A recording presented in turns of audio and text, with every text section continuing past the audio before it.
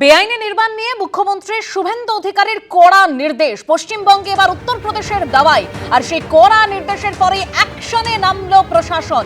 বদলের পশ্চিমবঙ্গে বেআইনি নির্মাণ ভাঙতে বুলডোজার।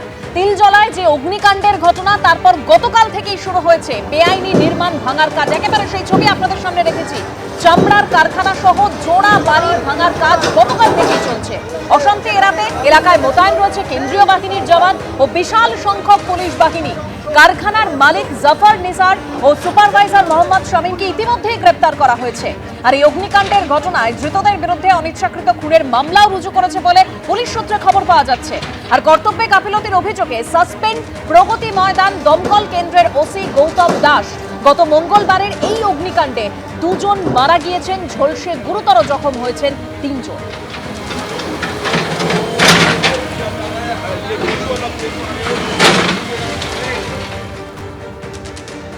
তিলজলাতে বেআইনি বাড়ি ভাঙার ক্ষেত্রে আজকে দ্বিতীয় দিনে পড়লো এবং দেখা যাচ্ছে ইতিমধ্যে বুলডোজার নিয়ে আসা হয়েছে, স্ট্যান্ড বাই হিসেবে এটিকে রাখা হয়েছে।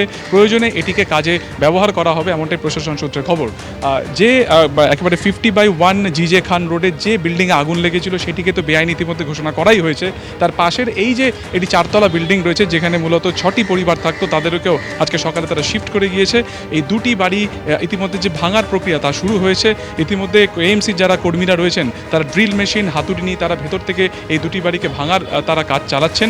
তার পাশাপাশি যে সমস্ত ডেব্রিস রয়েছে, যে সমস্ত ধ্বংসস্তূপের রয়েছে, সেগুলোকে বের করার যেমন প্রক্রিয়া চালানো হচ্ছে, তার পাশাপাশি বুলডোজারও ব্যবহার করা হতে পারে। সেই কারণে একটি বুলডোজারকে আপাতত স্ট্যান্ড বাই মোডে রাখা হয়েছে।